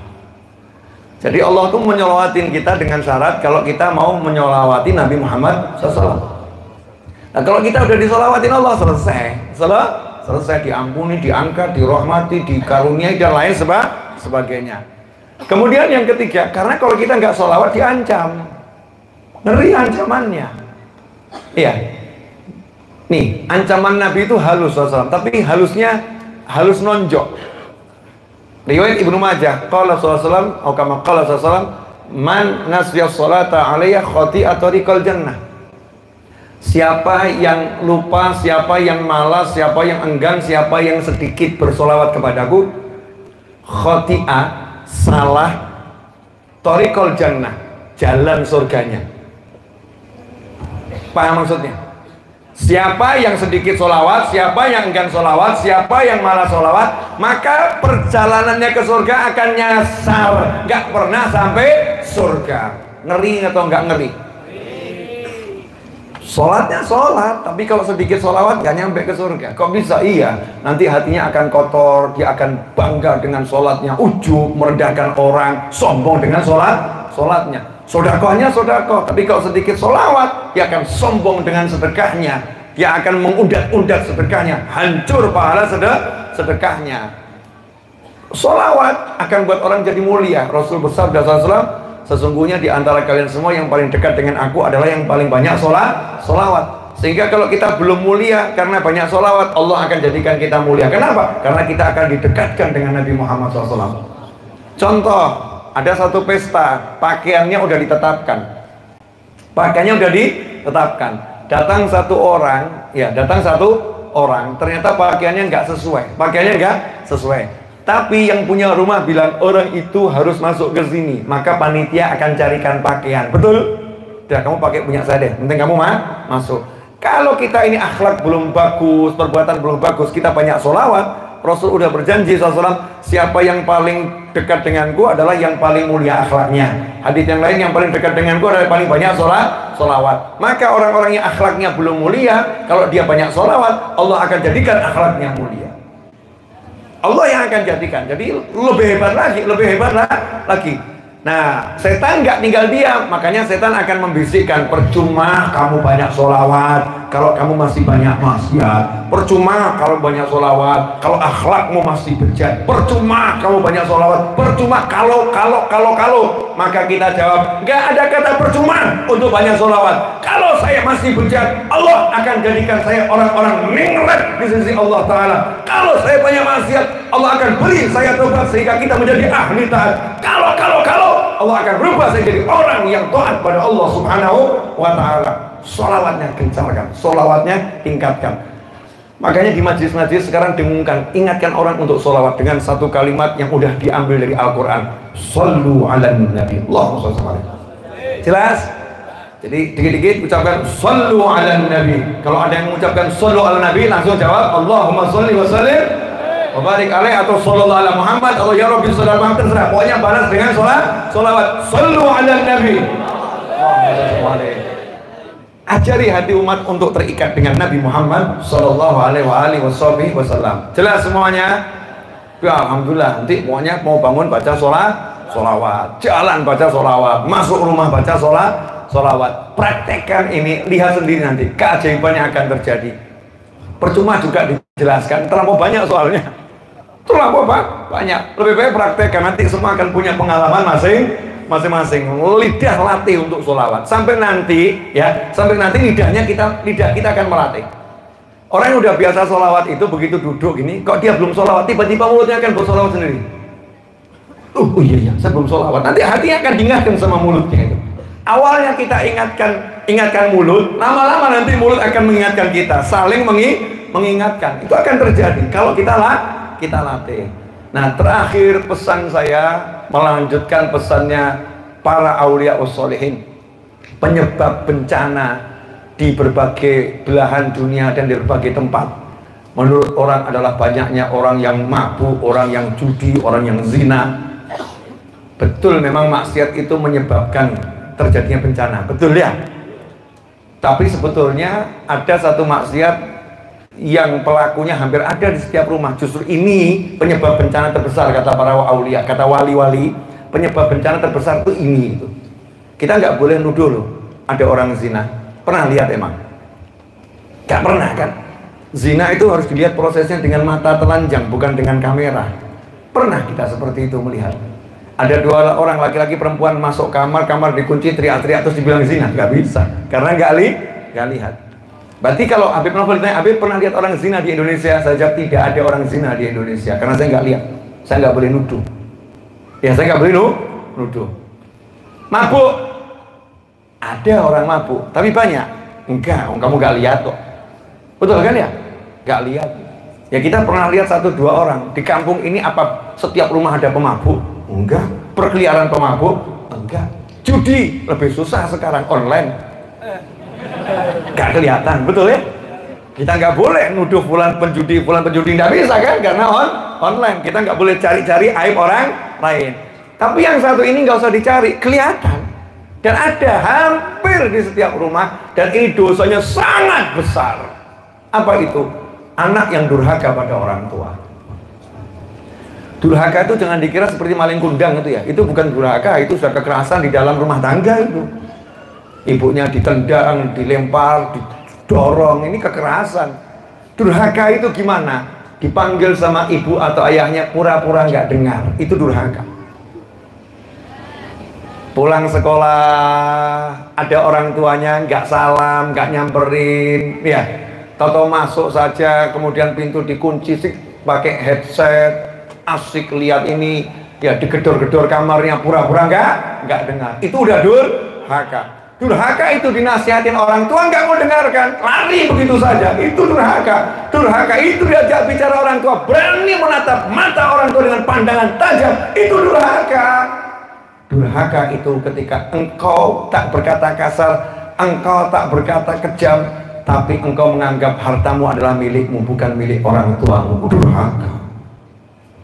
Kok bisa? Rasul bersabda, SAW, anta wa maluka li abik. Dirimu tuh, dirimu, matamu, telingamu, ginjalmu, jantungmu, livermu, semua milik orang tuamu. Wa maluka. Dan harta yang kamu miliki milik orang tuamu. Kok gitu masih ada anak yang menganggap orang tuanya berhutang? Orang tuanya mau pinjam, butuh, benar-benar butuh. Bukan karena rakus, tapi karena butuh. Anak mengatakan, yang kemarin belum dibayar, sekarang mau pinjam lagi. Masya Allah, durhaka yang semacam ini. Dan kira-kira pelakunya ada enggak di rumah? Termasuk menantu durhaka sama mertua. Karena mertua itu kedudukannya sama dengan orang tua. Nah, kalau pengen hidup kita berubah, yuk jadi anak yang bekti sama orang tua. Jangan pernah berhitung sama orang tua. Biasakan tiap pagi cium tangan. Usahakan, cium kening, usahakan. Jangan terlambat. Jangan sampai nanti orang tuanya udah terbujur kaku, baru teriak-teriak, diciumin keningnya, ciumin pipinya. Ibu, jawab. Terlambat, nak. Jawab. Kenapa waktu hidup ibu nggak diciumin? Udah kaku baru diciumin. Anak-anak siap cium kening orang tuanya? Alhamdulillah. Pulang dari sini saya amanatkan kepada semua yang hadir di sini ya. Kalau sampai rumah ketemu orang tuanya, cium tangannya minimal. Cium tangannya. Dan tolong suami istri mohon maaf. Saya mau ajarkan satu hal. Pulang dari sini sampai rumah saling cium keningnya. Selesai. Dah. Belum pernah diajarin begini ya?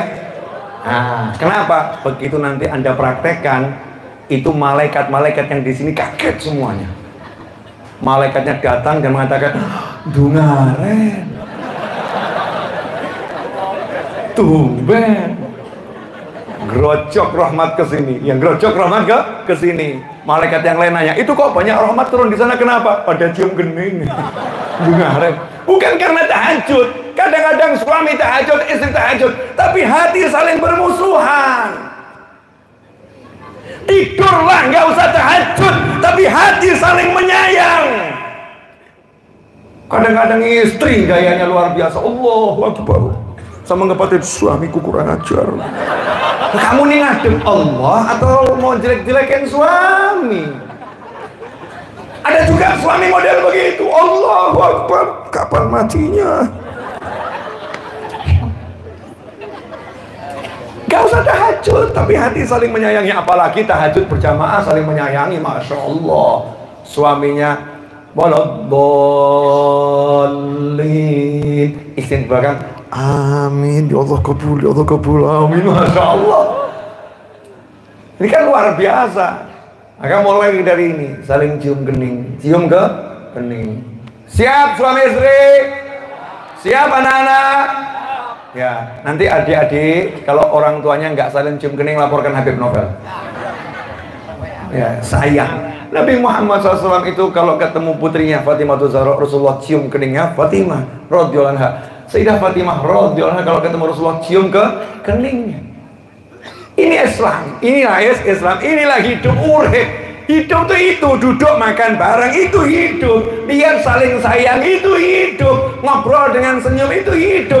Anakmu kamu gendong jatuh bareng, itu hidup. Kamu lomba lari dengan anakmu, pelayan ngulon, ngetan ngidul ngulon, ngalor kata orang Jawa, barat, timur, utara, selatan, lari sama anak. Itu hidup. Hidup kok ngitung duit kok itu.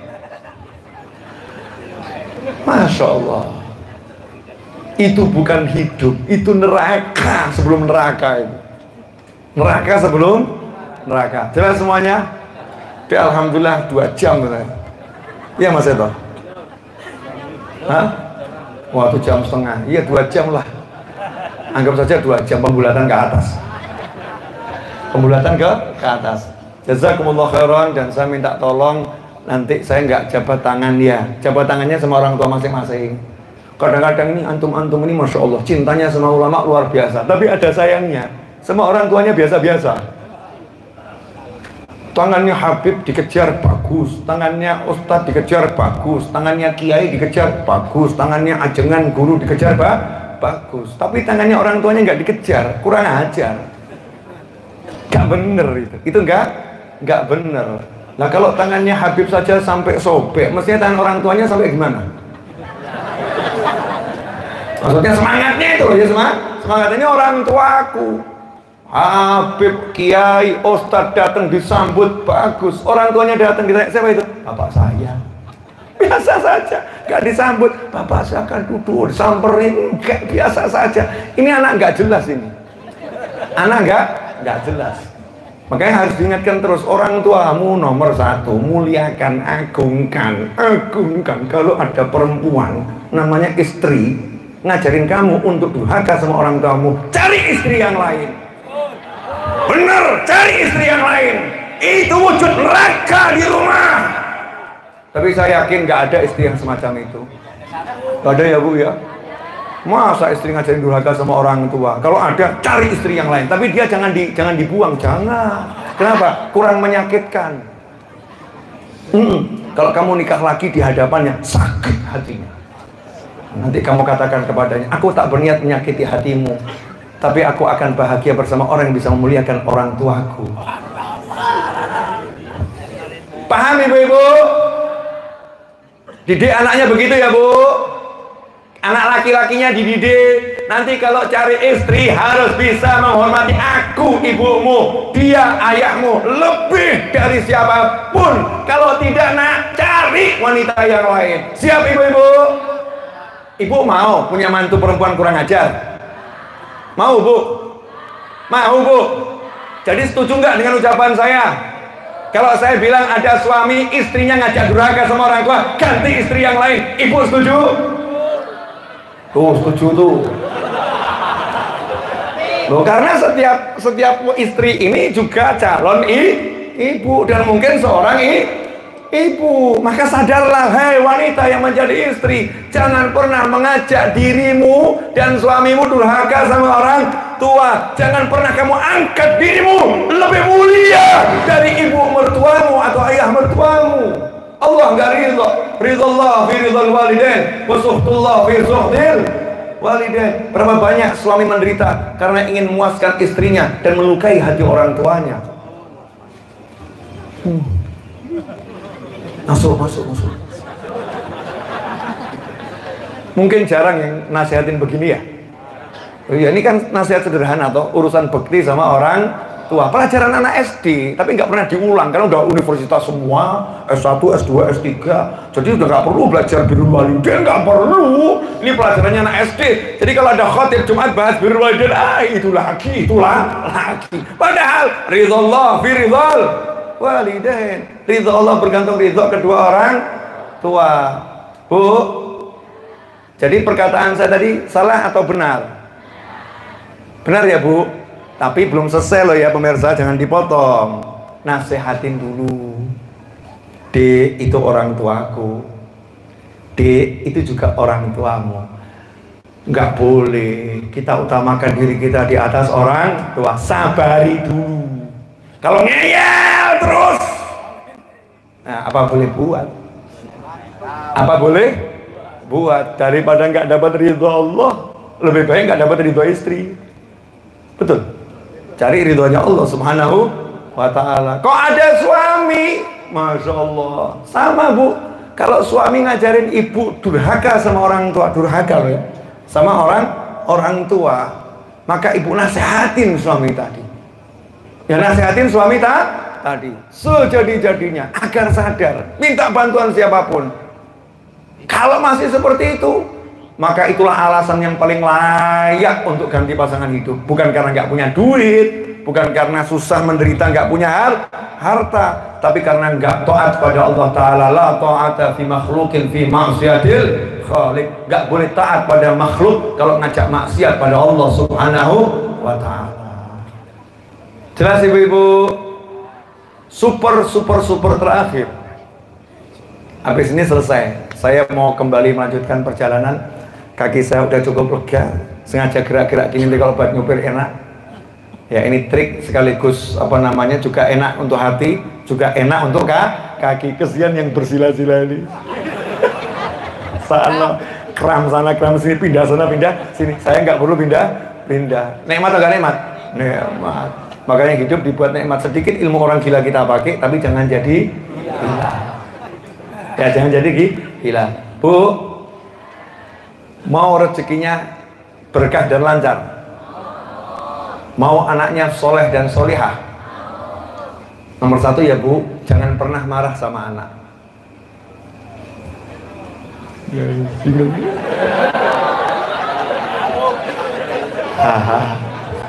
Didiklah anakmu tapi jangan marah. Maksudnya marah gimana? Hatinya, mulutnya boleh, tapi ngomongnya yang baik ya Bu ya. Hatinya jangan pegel, mangkel, kesel. Ini kadang pagi-pagi itu bapak-bapak dengar ceramahnya ibu-ibu 2 jam. Anak nggak bisa dididik, anak memang buat seseorang tua, anak. Malaikatnya amin, amin, amin, amin. Jadi semua ucapan ibu diaminkan malaikat. Kalau ibu harus marah sama anak, cara begini. Kamu tuh memang anak yang solihah, kamu anak yang soleh, kamu anak yang nyenengkan orang tua, kamu anak yang pinter. Malaikatnya amin. Jadi pinter, jadi soleh. Ini enggak. Anak dibilang bodoh, gak punya akhlak, gak punya perasaan, dasar anak gak tahu diuntung, nyesel ibu ngelahirin kamu. Masya Allah. Ada enggak yang model begitu? Ada. Aku ngomong anaknya ngelapor ke saya kok. Ada. Jangan ya Bu ya. Kenapa saya spesifik ngomong ke ibu? Karena biasanya pelakunya ibu. Sebab yang di rumah ibu. Bapak-bapak pergi ke kerja. Yang ngurusin sekolah biasanya ibu. Yang bangunkan anak sekolah biasanya ibu. Bapak nggak mau peduli karena bapak nggak punya peran.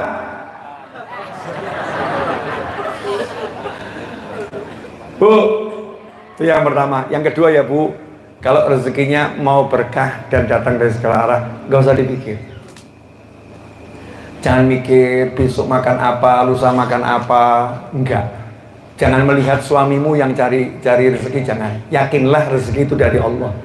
Jadi kalau suami pulang nggak bawa apa-apa, nyantai saja. Mau rezekinya bukan dari suami kok, bukan dari suami. Tapi kalau suami pulang, syukuri, alhamdulillah. Mas pulang, alhamdulillah, itu rezeki yang paling mahal itu. Berapa banyak orang yang suaminya pulang tapi nggak bisa merasakan kehadiran suami? Banyak enggak itu? Jadi sibuk bahas duit, ruwet ini ruwet itu, sehingga hadirnya suami itu nggak terasa.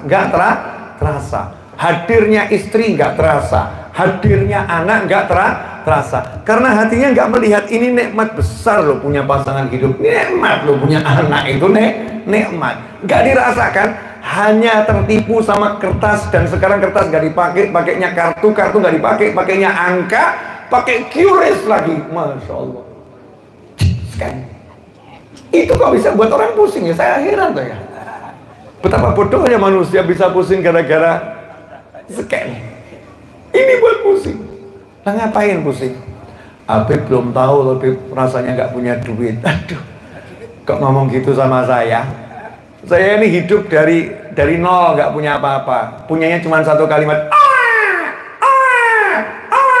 Betul? Dulu jenengan kan ahli owek-owek tuh. Betul? Iya. Ternyata waktu owek-owek hidupnya nyantai kan. Model owek-owek saja tenang. Makanan pasti datang. Ngompol. Pasti diganti sama mama. Betul? Tengkurap nggak bisa ngelumah lagi, tengkurap nggak bisa melumah, pasti ditolong nanti dilumahkan. Betul? Sekarang bukan cuma owek-owek, bisa macam-macam. Ya Allah, Allahumma,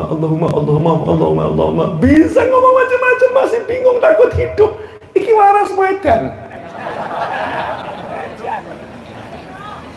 Pakai.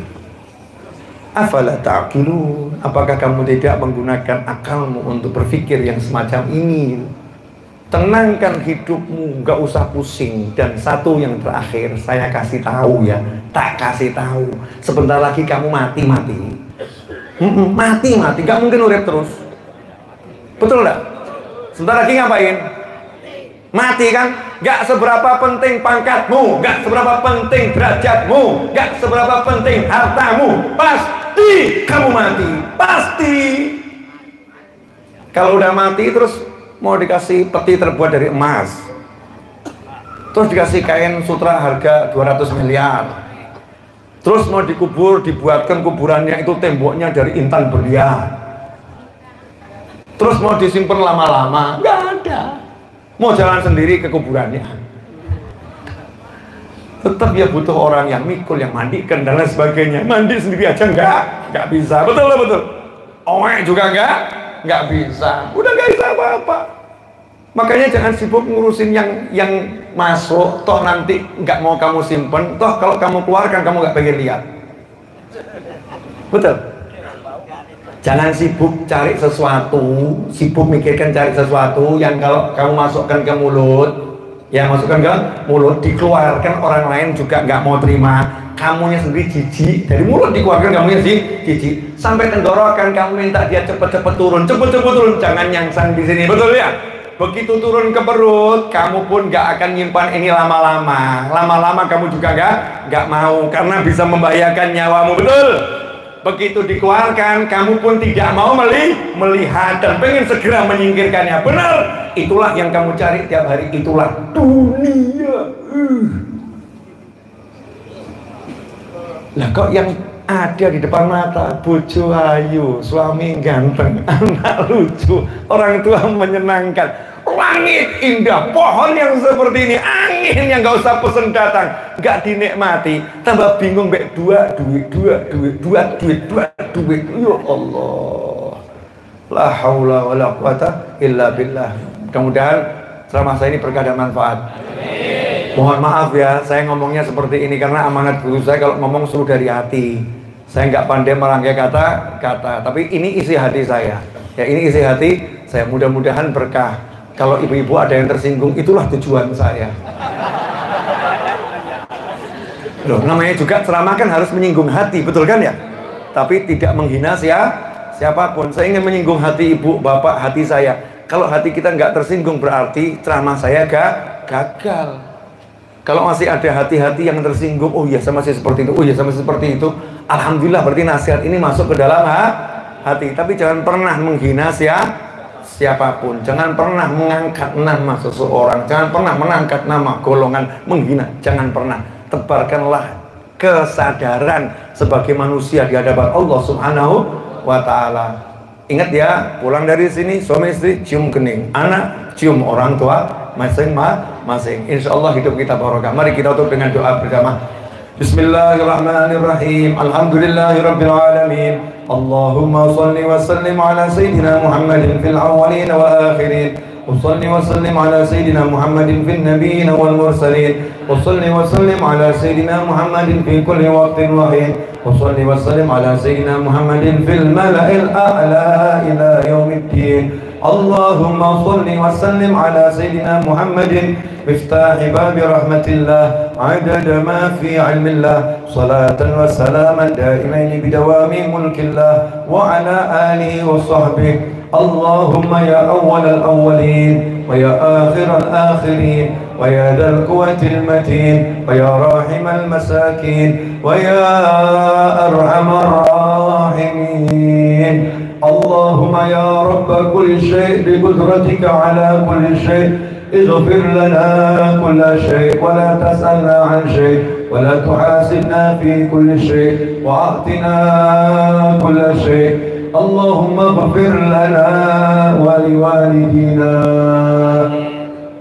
اللهم اغفر لنا ولوالدينا وارحمهما كما ربيانا صغارا ربنا هب لنا من أزواجنا وذرياتنا قرة أعين واجعلنا للمتقين إماما يا حنان يا منان يا فتاح يا رزاق يا غني يا مغني اللهم اكفنا بحلالك عن حرامك وأغننا بفضلك عمن سواك.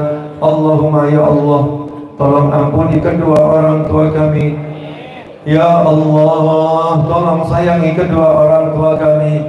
Ya Allah, tolong panjangkan usia orang tua kami dalam kebaikan, panjangkan usia orang tua kami dalam kesehatan, panjangkan usia orang tua kami dalam kemuliaan. Ya Allah, jadikan orang tua kami bahagia dunia, bahagia akhirah. Jadikan orang tua kami selamat dunia, selamat akhirah. Jadikan orang tua kami tentram dunia, tentram akhirah. Jadikan orang tua kami selamat dunia, selamat akhirah.